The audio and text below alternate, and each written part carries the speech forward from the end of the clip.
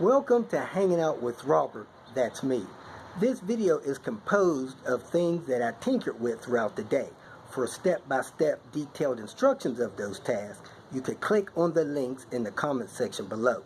This video should contain tips and tricks of things that I've learned throughout the year. Now, I only plan on leaving this video posted for about 30 days. I hope you enjoy it. Thank you very much for watching. Kicking off the day with, just amazing information I got from Diane. My pure cane brown sugar golden. This stuff was hard as a rock. Out here in the desert, even wrapped up as tight as I could get it, dried up. I said, Diane, how can I get this brown sugar to soften up? She said, put a little piece of bread in there. I'm thinking, man, this stuff is like a rock. A little piece of bread is not going to bust that up. Look how soft and pliable that is. Just with this little piece of bread I put in there. I didn't even put the whole slice. Now the bread is kind of hard. Maybe a quarter of a piece. Then she's baking cookies. And these cookies were getting hard as a rock as well. 3 hours after baking them, they was hard as a rock. She threw a slice of bread in there. I guess you could throw it in your cookie jar. And man, those cookies are firm, but soft and bendable. No more rocks. So, there you go. Tip of the day. To soften up your dried out brown sugar, put a little piece of bread in there. I don't think you guys understand. This brown sugar was so hard that I was beating it with a meat tenderizer hammer. I still couldn't get chunks of it off. That bread just softened it up. I'm blown away. I had it in there a couple days, I don't know. But the cookies softened up the same day. Headed out on this chilly day. Go by the junkyard, tinker a little bit.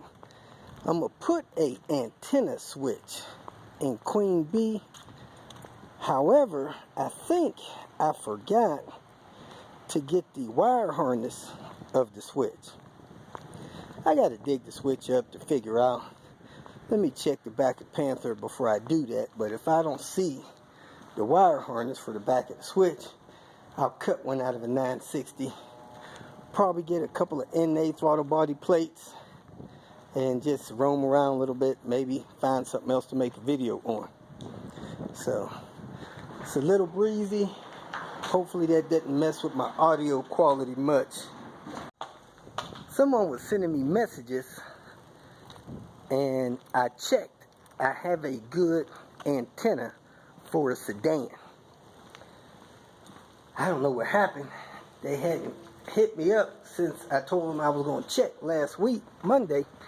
But I did check it. The antenna does work, so if you still need it, let me know. I already forgot something in the apartment, so I get to add a few steps on my Fitbit going back inside, getting what I forgot.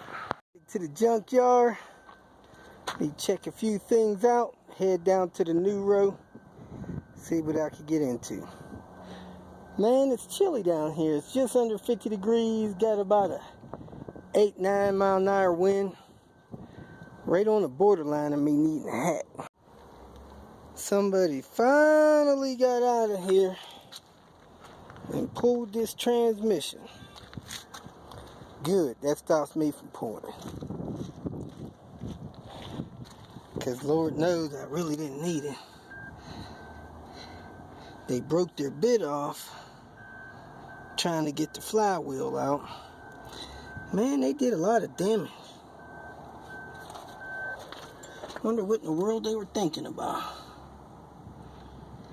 They didn't take half the stuff loose that they should have. They sure didn't use my video pulling this thing out. That's some lazy rascal stuff.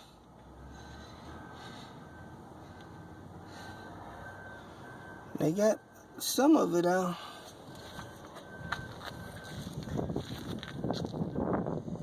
They just tore these axles out.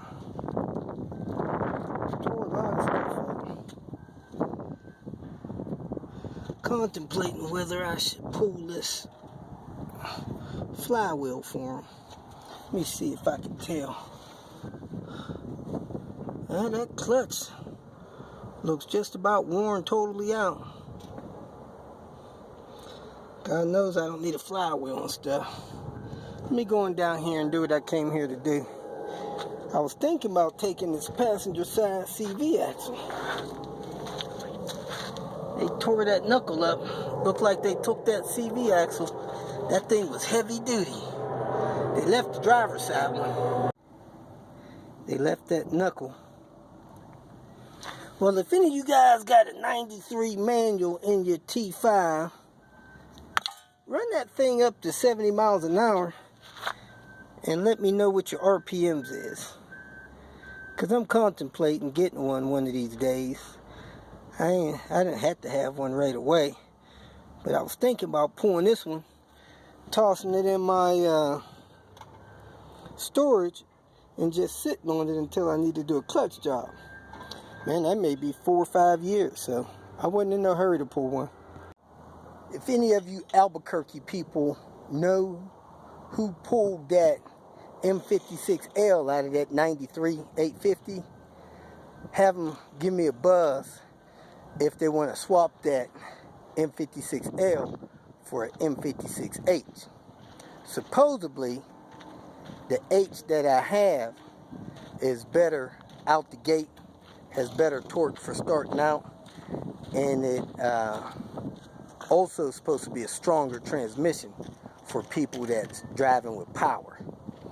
The L is supposed to have a better cruising highway speed, little bit lower RPMs, and a little bit better gas mileage on the highway. I was thinking about taking that L, dropping it in one of my cars in the future and seeing how true that was.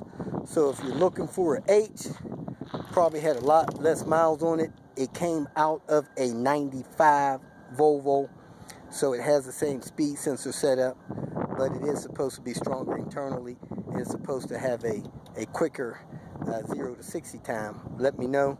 Maybe we'll do a straight up swap. If you want to keep the L, I understand, no problem. Also, if you have that transmission and you needed some of the other goodies that went along with that manual swap, let me know. Because like the shift knob, some of those other parts I also have, you could probably get from me, help you out with that manual swap. Just a few days ago, have no idea why, but I took the antenna switch and forgot to get the wiring plug and stuff. That stuff can be useful, so I'm going to go ahead and cut this out of here and get this installed in Queen Bee. Do is get a couple throttle body plates. I'm going to put them on my website for people that need them. So if you need a throttle body plate, go to my website. You could grab them, check right out. I'll send them right out to you. Here are these couple of 850s. Man, I'm surprised this thing still has these fog lights in here. Both sides. What a shocker. This thing is also supposed to have a good engine. High pressure turbo engine. Somebody took the windshield, but the engine's still here. A couple things been removed, not much. It even looked like it still has an ABS module. I really can't imagine why I'm sitting here doing another video about timing information on these cars. I'm getting call after call about people breaking these VVT hubs loose without putting the rear cam locking tool on. Now, I'm going to say this, I guess, once and for all. I don't know how you could do a proper timing job without that tool that goes on the back to lock those cams in place. I just did a video a day or two ago explaining how I think you can reset this according to information from the mechanic. You know, I don't know if I could do anything better than that. However, while I was talking to him, we talked about some of these hubs are spring loaded some of them are not. And basically, if the crank is on time, and these are on time with the timing marked straight up, this one's over here, that one should be the same place. Anyway, when you take the belt off, both the marks should be lined straight up like 12 o'clock north with the timing belt cover. Here you go, here. Now, I'm going to simulate this. It's not going to be right. Well, I'll go ahead and make it right. With the cover pretty much in place, this belt needs to be rotated clockwise until this mark is up here, lined up with that notch there. So let me go ahead and line that up real quick. I thought I grabbed my socket. I did not. So I'm going to use my large crescent wrench, get this timing aligned. I'm going to go down here, peel this cover back, and align the timing. Now, this engine is considered an RN. The ones prior to this that do not have these funny VVT hubs are just N style motors. Now, my cylinder head job was done on an N style motor, not these ones with the VVT hubs, which are the RNs. They started putting the RN engines in these cars in '99. Not all of them, but most of them. Then after 2000, I believe all of them had RN engines. Anyway, let me get this timer in the line, and as you can see, I put marks on it in the cover. Let me get the time in the line and go from there. Alright, as you can see, the timing is aligned, almost perfect. Probably can go a half a tooth, and the crank should be aligned. Tensioner set, newer water pump. What I have decided to do is demonstrate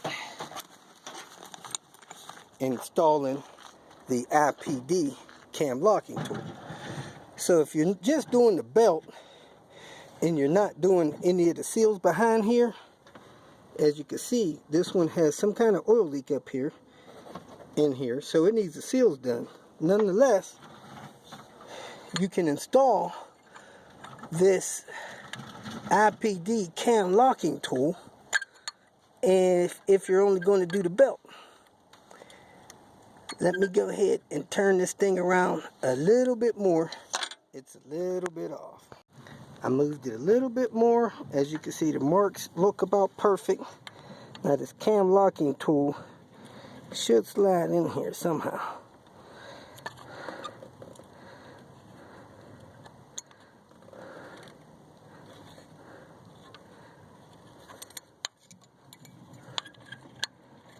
Doo-doo-doo-doo-doo.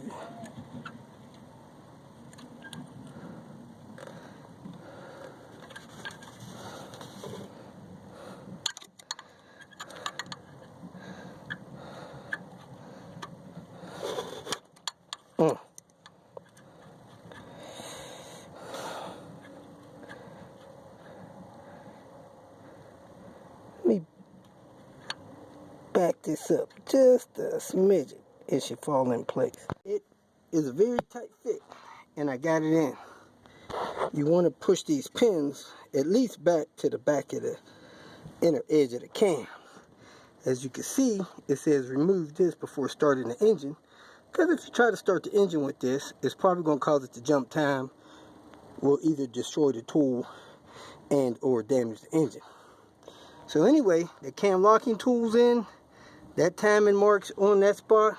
That timing marks on that spot.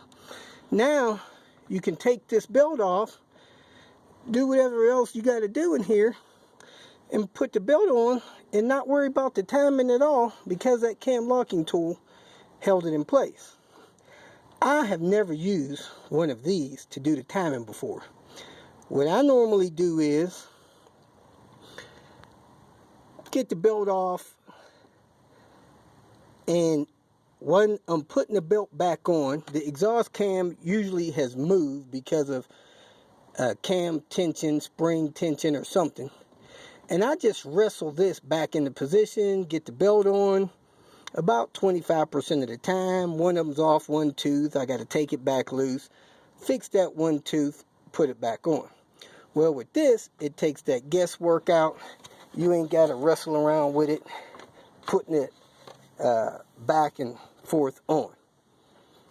However, this cam tool is really good as long as you don't have to take none of those VVT hubs apart. Now, they had this kind of locking tool in before IPD made one. Volvo has their version of one. At any rate, the mechanic down at the shop said that because of the spring-loaded hubs, it's really a mess trying to wrestle with the spring-loaded hub and getting the timing belt back on if you haven't used the locking tool. So he really recommends using the locking tool on vehicles with the spring-loaded VVT hub. He says he always uses this whenever he does the S80, or actually he pulls the stuff off the back and uses the proper Volvo tool when putting the timing belt on. He just takes everything off the back of the engine. So, if you are going to remove one of these VVT hubs, get that tool that goes on the back. I don't know how you could do it without it. If you want to make replacing the timing belt easy, and you have spring-loaded VVT hubs, he said those are the earlier model hubs. You definitely want to use a tool like this if you're not using the cam locking tool on the back. And like I said, I've never done it with the tool before, but hey, you can. So again, I want to thank my buddy Ken for this cam locking tool he sent to me. Early Christmas present. In this video, I want to share some information with you all about doing cylinder head jobs, removing these cam covers, cams, whatever. If you're taking a head out of one of these Volvos, or doing a timing belt job or something like that on these Volvos, especially the Volvos with the RN motors, there's some things you need to know, because I'm getting a lot of messages from people that are digging in and then calling me later, and it's just a sad story, you know. So let me kind of explain a few things to you. Hopefully you won't get in trouble. These white block Volvos, these are Volvos built after 1999 and later. Many of them have coil packs on them. Some don't. 850s don't. Couple of the S and V70 early ones don't. At any rate, you have some of these cars that have VVT hubs on them. And if they have VVT hubs on them, that's a whole nother level of creature that you have to deal with. Let me get this timing belt cover off and show you a couple things real quick. Very first thing you need to know, acknowledge, understand, and obey is this isn't an old school engine. This is new high-tech technology. So don't come at this like it's a 1973 Chevrolet, because it's not. This thing has all kind of nice, fancy technology in it. One of these special features that Volvo decided to do 1999 and newer was to put variable timing on these cars. But just to back up a little bit, I want to tell you, do not think that you're going to time this engine putting any piston at top dead center. These cars are not designed like that. Don't come at them like that. Don't call me, send me text messages, emails, none of that stuff. With anything in there that says anything about you raise the piston to top dead center, now you don't know what's wrong. These cars are timed by marks. They put the engine in sync. They put the cam down there, sprocket, on a mark. You may or may not be able to see it down there. Then they install these cams, put these things in sync, in their right timing position, and then they mark them. You could do the same thing, but I'm telling you, that's what they did. So, if you're going to do anything with these cars, messing with the timing or taking the head apart, learn how to time them by the marks. It's not top dead center. I don't even want to hear it. It's a sad song. Please don't call me, text me, nothing talking about top dead center. Next, when you're dealing with the timing on these vehicles, you need to lock the cams, especially on the ones that are newer than 1998. If you're taking either one of these cam sprockets off, you can wing it if the car is older than 99. But if the car has one of these VVT hubs on there, don't even try to wing it. Don't send me no message, call me, text me, or nothing talking about you took one of these cylinder heads apart. You did not have the proper cam locking tool that goes back here on the back of the engine, and now you want me to lead you through getting it right. I got a couple of links in the comment section that might help you. But if you took this engine apart without putting that cam locking tool, that's your bad, not mine. And if you jumped in it before you knew, I'm sorry to hear that. Some things you just shouldn't jump into until you got some good advice. I'm sorry. So, if you was using one of my old videos on the pre-RN engines, the ones that didn't have these, and you seen that, you kept going anyway, I don't know what to tell you. I got links in those comments, links in these comments to help you out with that information. You need to get the proper cam locking tool. If it's a white block engine and both of the cam sprockets look like this, it's considered an N motor. If it's a white block engine and you see a VVT hub on it, any position, it's probably considered an RN motor. So, you need to understand timing and locking the cams in position. The cam locking tool that I have and use, I got from Swedish Car Parts. It's supposed to be a quality tool. Volvo makes a quality tool, a couple others do. A lot of people are trying to buy these $25, $35, $45 tools, and they're trying to use those tools to lock their cams. Now, those cheap tools, I'm sure you've heard the term, you get what you pay for. I'm getting calls of people that used the tool, locked up their cams, got everything loose. When they went to put everything back, the tool broke while they were trying to put things back. Cheap, garbage tool broke on them. Got it from Amazon, got it from eBay, whatever. Get you a quality tool. Man, a quality tool is under 200 bucks. If you got to do anything to lock these cams in, that's a $1,000 job at the shop. A $200 tool is an expense that sometimes you got to eat to do the job right. Then if you get a good tool, you can use it several times. A cheap tool may not make it through the first time. Get you a decent tool. If you want to borrow mine, I will loan you mine. You just need to send me the money to cover it. And when you get it back to me, I'll refund you money. I'd rather you have the right tool to do the job than to bust it up and then call me with that nonsense. I'm sorry. I don't mean to be kind of short, but it's ridiculous. Now, if you're about to do a cylinder head replacement job and you see one of these VVT hubs, you need to slow down. Like I said, get the right tool. Lock the back of the cams before you start taking this stuff apart. I see somebody is taking this apart because it's got the wrong sealant in there. They couldn't stop that from leaking with that. Besides that, they also busted up the timing belt tensioner. So this thing may not even be running at all. Look like they put cheap aftermarket timing belt parts on here. This car is probably in here because somebody jacked up the timing. Anyway,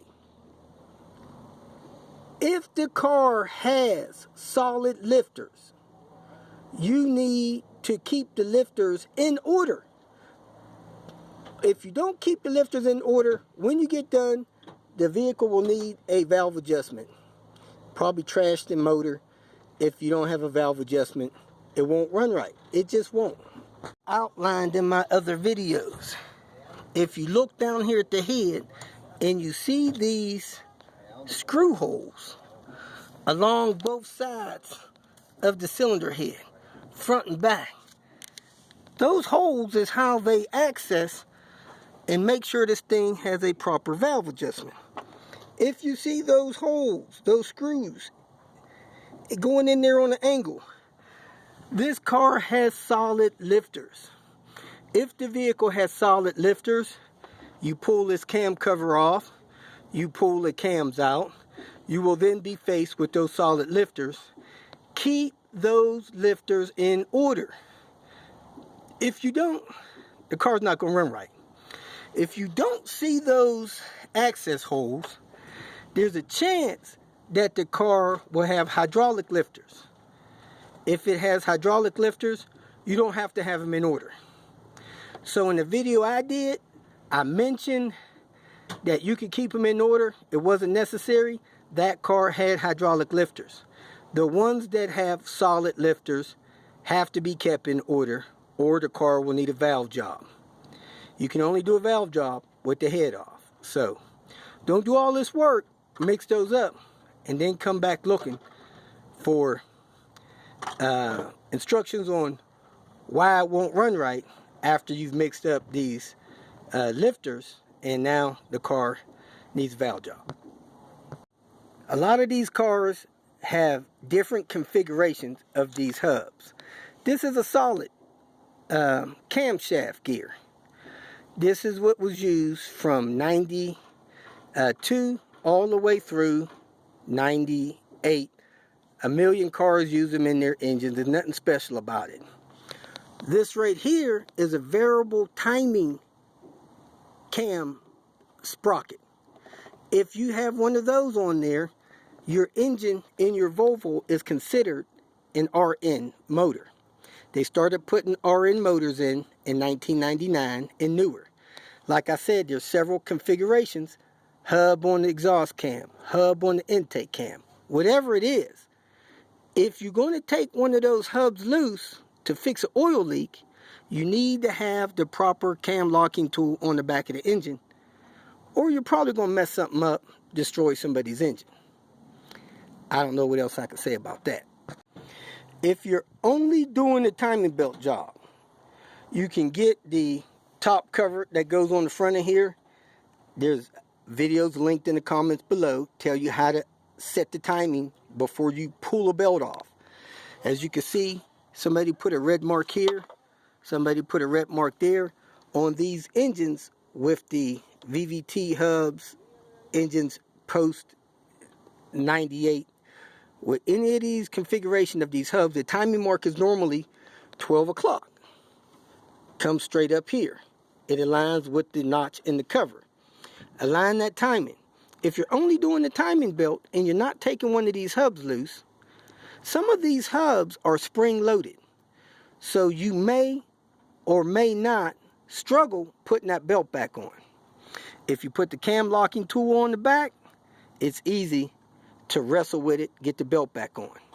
Some companies sell a front cam locking tool that when you set your timing right, you can install this tool on the cams, goes in something like this, and that will hold the cams still while you remove the belt, replace the rollers, replace the water pump, stuff like that. Then, when you're ready to put the belt on, the cams are locked in place and you can put the belt back on. Again, set the timing before you do that. That way, if something happens, you at least know the crank is on the mark, and then you could deal with putting the cams on the mark. I don't know if I can say this enough times. If you find that you need to break the bolt loose on one of these VVT hubs, install the cam locking tool that goes on the back of the engine. If you don't, you're probably going to mess something up. You're probably going to send me a message, call me, send me a text. Don't bother, because I really don't know how to help you. I did link videos in the comment section of this video to try to help you, but you know, you really need to lock the cams on these cars newer than 1998. If you got any questions, go ahead and post. I hope somebody answers it. Other than that, there's a bunch of links and a bunch of other videos that I did on timing. Go to my homepage here on YouTube, search timing, and they'll all come up. Thanks for watching. I hope this helped. Looked like Buster Brown was out here checking these knobs. These knobs won't fit your 850, Buster Brown. Took that 960 lower lip. That goes good on regular 850s. I'm gonna double check this. Oh, somebody already took the antenna switch off of that one. And looks like they left the wire harness in it too. So, anyway, let me go check one more thing and get out of here. Getting about to get dark.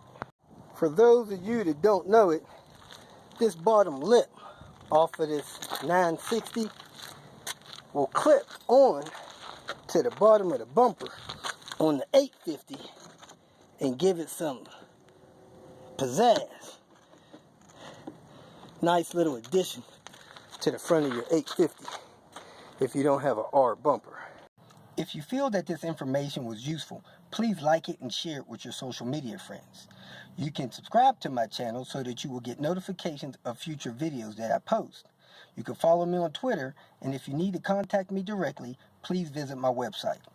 And if you have any questions, leave them below, and someone or myself will reply to them. Again, thank you very much for watching.